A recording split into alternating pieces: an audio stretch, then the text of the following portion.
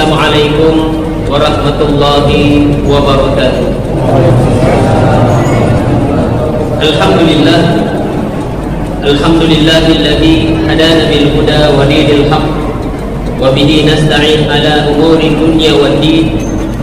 Asyhadu an la ilaha illallah wahdahu la syarika lah wa asyhadu anna Muhammadan abduhu wa rasuluh. Allahumma salli ala Muhammad wa ala alihi wa sahbihi wa man tabi'ahum bi ihsanin ila yaumil qiyamah. Saudara dan saudariku kaum muslimin dan muslimah rahimani wa rahimakumullah jami'an. Semoga Allah Subhanahu wa taala senantiasa merahmati dan senantiasa memberkahi kehidupan kita semua. Alhamdulillah, kita sudah masuk ke 10 malam kedua dari bulan suci Ramadan.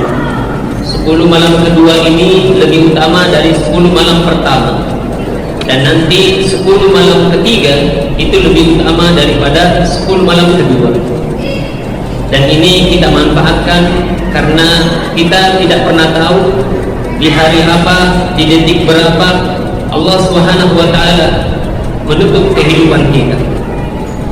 Nabi kita Muhammad sallallahu alaihi wasallam mengaminkan doa malaikat Jibril, di mana malaikat Jibril berdoa, Rohima anti rajulin, celaka binasa seorang hamba adraka syahrul Ramadan, dia mendapatkan bulan Ramadan, insalah, kemudian Ramadan itu berlalu, lam yukfar, dia tidak mendapatkan ampunan.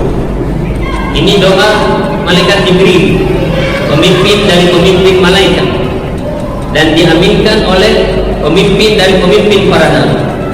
Jadi doanya itu pasti makbul, pasti Allah Subhanahu wa taala ijabah.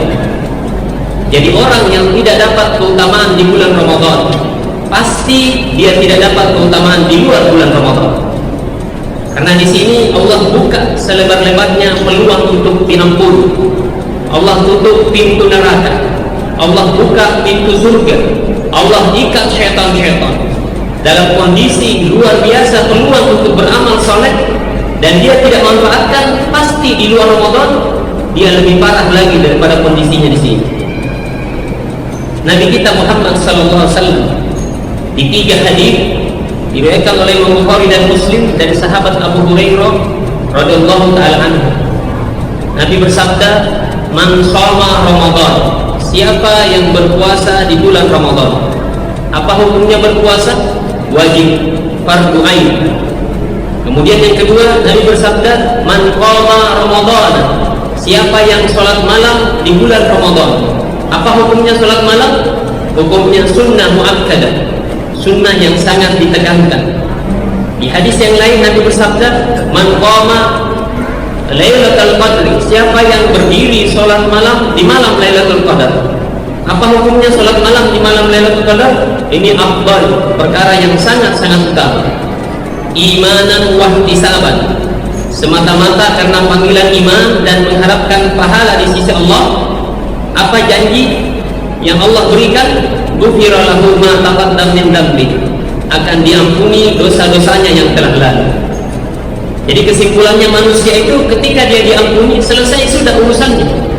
Orang diampuni pasti dimasukkan di surga, orang diampuni pasti dirahmati, orang diampuni pasti dicintai oleh Allah Subhanahu wa taala.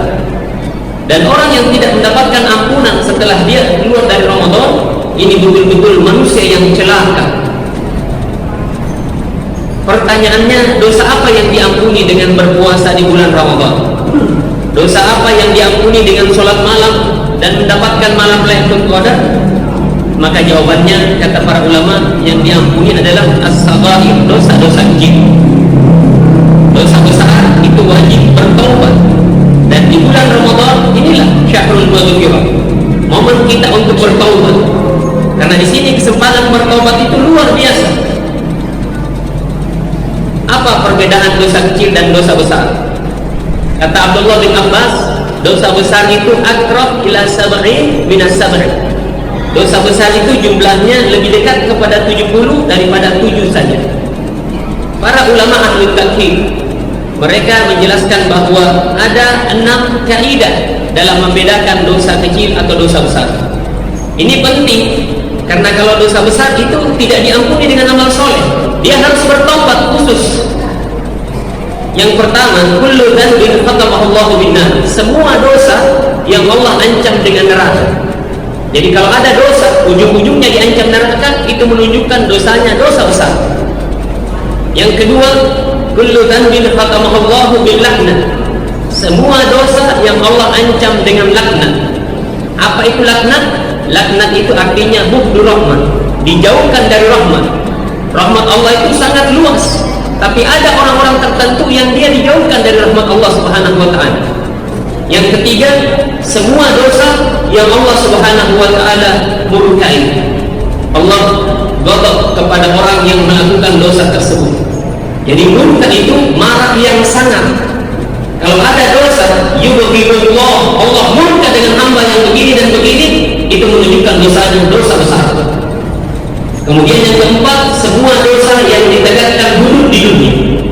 Orang mencuri dipotong tangan, orang yang berzina kalau belum menikah dicambuk 100 kali, diasingkan setahun. Kalau sudah menikah dirajam, orang membunuh dibunuh, dan seterusnya dari dosa-dosa yang telah ditegakkan hudud. Kemudian yang kelima, semua dosa yang diancam nafyul iman. Siapa yang berbuat begini-begini tidak beriman. Tidak beriman salah seorang di antara kalian yang begini dan begini, itu menunjukkan dosa besar karena keimanannya dinafikan. Dan yang keenam, semua dosa yang Rasulullah berlepas diri darinya.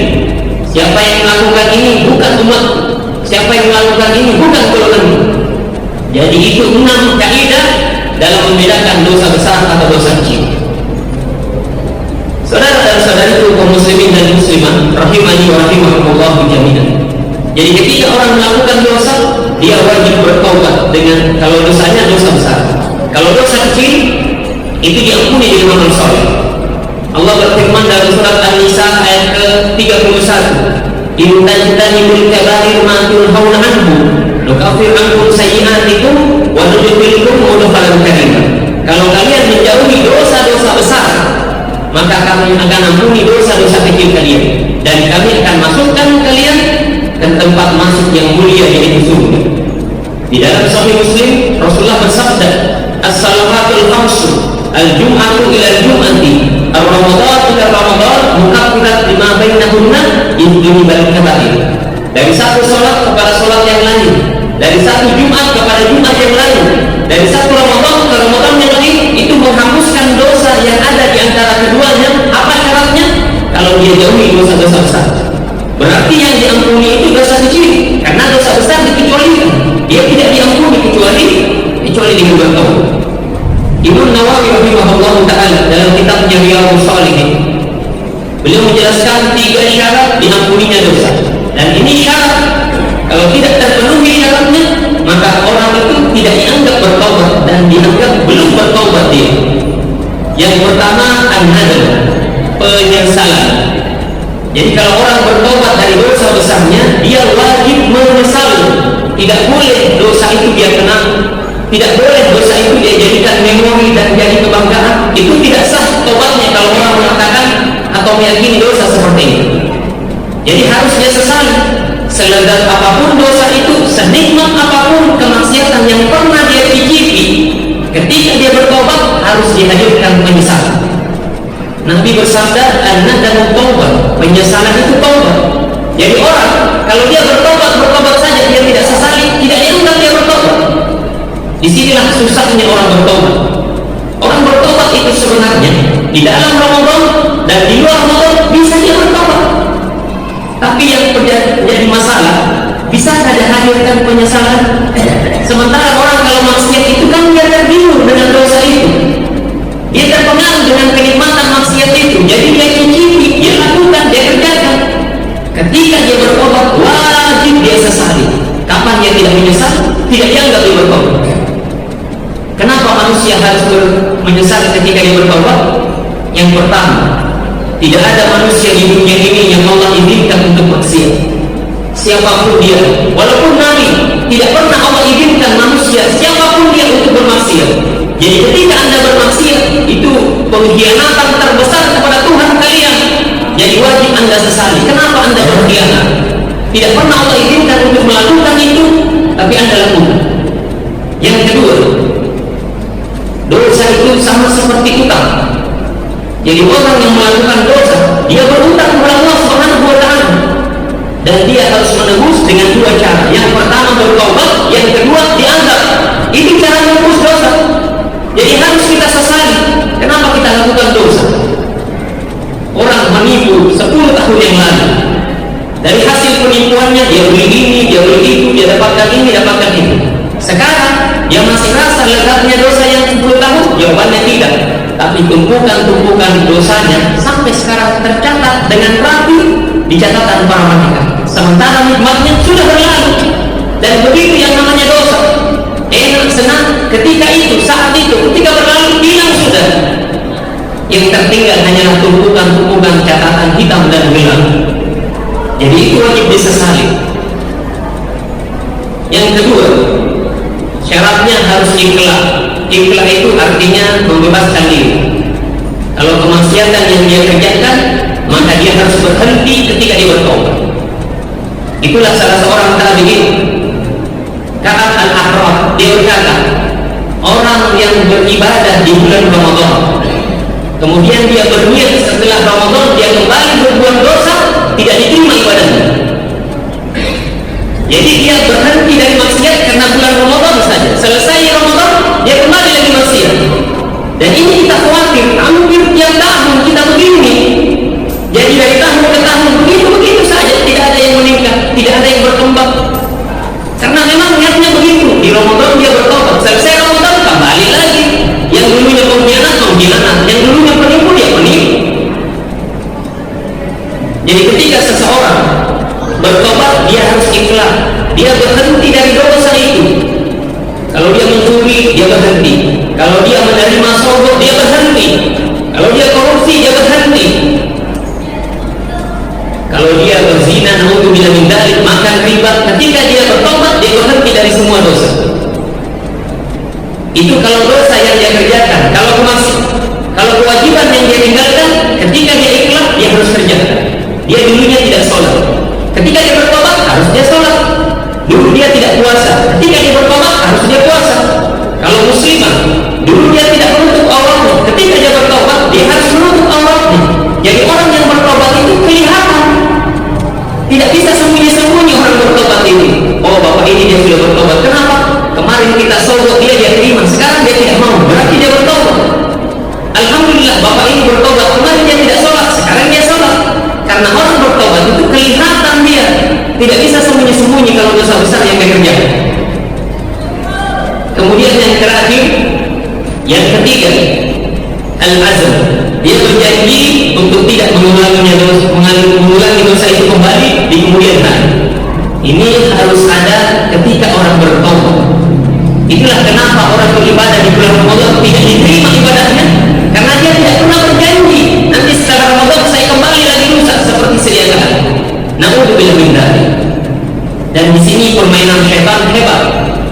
Setan berkata, nanti kamu ulangi lagi, nanti kamu lakukan lagi. Ketika orang bertobat, keyakinan ini wajib dia hadirkan. Kalau dia tidak berjanji, maka tidak dianggap dia bertobat. Permasalahannya, setiap kita tidak pernah tahu di umur berapa kita meninggal, di hari apa kita menghembuskan nafas terakhir, kita tidak pernah tahu. Jadi ketika kita bertobat harus kita berjanji. Adapun di kemudian hari nanti terulang lagi dosa yang sama karena lemahnya iman, karena pergaulan, maka mulailah kita hitung dosanya 1, 2, 3. Adapun yang kemarin dia bertobat, itu sudah Allah terima. Itulah Nabi kita bersabda, kullu bani adam khata'un. Semua anak Adam banyak-banyak berbuat salah. Wa khairu khata'in, dan sebaik-baik orang yang banyak-banyak berbuat salah, at-tawwabun, orang yang banyak-banyak bertobat.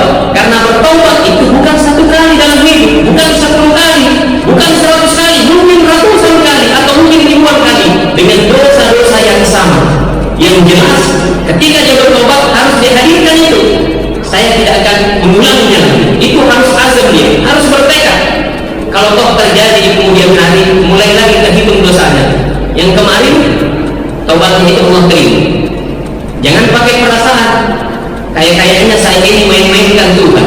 Itu kan perasaan Anda. Tidak ada manusia yang mempermainkan Tuhan. Buktinya, saya bertobat, saya ulangi lagi. Saya bertobat, saya ulangi lagi. Tapi tidak begitu. Tuhan itu tidak seperti manusia. Kalau Anda bersalah dengan orang minta maaf, kemudian Anda ulangi lagi minta maaf, orang bilang, kamu ini main-mainkan saya. Kemarin kamu minta maaf, sekarang kau ulangi lagi. Itu kan manusia. Jangan menilai Allah dengan perasaan manusia. Itulah pentingnya ilmu, supaya kita bergaul sama Allah seperti yang Allah sifatkan dirinya dengan namanya di dalam Al-Quran, bukan dengan perasaan-perasaan kita. Jadi mungkin satu orang 1000 kali dosa yang sama dia kerjakan, dia lakukan lagi, dia kerjakan lagi, dia bertobat lagi, mungkin. Itulah dalam agama kita ada yang namanya husnul khatimah, meninggal dalam keadaan baik, baru dia bertobat, Allah cabut nyawanya. Alhamdulillah, ini yang kita harapkan dan kita inginkan. Dan su'ul khatimah, orang yang masih bergelimang dosa, dia tahu dirinya berdosa, tapi belum bertobat, Allah cabut nyawanya. Ini namanya su'ul khatimah. Ini kalau dosa yang berkaitan dengan hak kita kepada Allah. Tapi kalau berkaitan dengan sesama makhluk, ada tambahannya. Istihlal, minta dihalalkan. Kalau kita pernah menghibah orang, menceritakan kejelekan orang, kita sudah penuhi 3 syarat tadi, kita menyesal, berjanji tidak akan mengulanginya lagi, kemudian berhenti. Itu belum cukup kecuali dia datang minta maaf. Ini beratnya kalau kita berdosa sesama manusia. Kita pernah menggibah dia, memfitnah dia, menjelek-jelekkan dia, kita ambil hartanya, kita curi hartanya. Nah, ini tidak dimaafkan oleh Allah kecuali dia datang minta maaf. Ini yang Nabi disebutkan di dalam hadis Sahih Muslim ketika bertanya kepada para sahabat, atadruna manil muflis, tahukah kalian siapa yang orang yang bangkrut? Kata sahabat, orang bangkrut itu orang yang tidak ada uangnya, tidak ada hartanya. Kemudian kata Nabi, al-muflis fi ummati, orang yang bangkrut dari kalangan umatku, orang yang datang hari kiamat membawa pahala puasa, banyak sekali puasa sunnah, pahala sholat, banyak sekali sholatnya, zakat dan haji. Kemudian kata Rasulullah, kata syatama hada, dia pernah fitnah orang ini. Wa kata hada, dia pernah tuduh orang ini. Wa kata lama hada, dia makan hartanya orang ini. Wa safaka dama hada, dia tumpahkan darahnya orang ini. Wa talaba hada, dia pernah tuduh orang ini. Jadi bagaimana caranya? Karena di dunia dia tidak minta maaf. Kemudian kata Rasulullah, diambil kebaikan, pahala sholatnya diambil, dikasih dengan orang yang dia pernah ghibah. Pahala puasa, zakat, diambil, dikasih dengan orang yang pernah dia tuduh, diambil hartanya, dia curi hartanya. Setelah itu habis pahalanya, habis, tidak ada. Masih banyak orang yang antri menuntut keadilan di dalam Allah. Jadi bagaimana caranya? Dosa orang yang dia dolimi di dunia diambil, kemudian ditimpakan ke dunia. Kemudian kata Rasulullah, watarah finna, kemudian dia dibuang dalam neraka. Padahal rajinnya dia ke masjid, rajinnya dia ke masjid, banyaknya tabungannya, banyaknya sumbangannya, tapi mulutnya, tangannya tidak pernah berhenti dari mendolimi saudara. Jadi hati-hati, Anda tidak diterima oleh Allah kecuali Anda minta maaf, kecuali Anda kembalikan. Itulah Hasan al-Basri rahimahullah, kalau dia dengar ada orang yang menggibah dia ambil setangkang kurma, kemudian dia kirimkan, tolong hadiahkan kepada dia, katakan kepada dia, terima kasih banyak, saya tidak bisa balas kebaikannya, cuma ini yang saya bisa berikan. Dikasih setangkang kurma. Kenapa? Karena Hasan al-Basri yakin orang yang ghibah dia itu pahalanya diberikan kepada dia, sementara dia tidak mungkin kasih pahalanya ke orang itu. Jadi dia kasih saja kurma sebagai ucapan terima kasih karena pahalamu sudah kasih saya, dan itu keyakinan, tidak usah ragu, tidak usah ragu. Ghibah kemudian kita stres, kita begini, tidak usah ragu.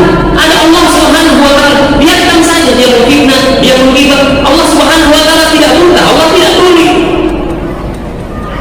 Dan itu perkara yang berat.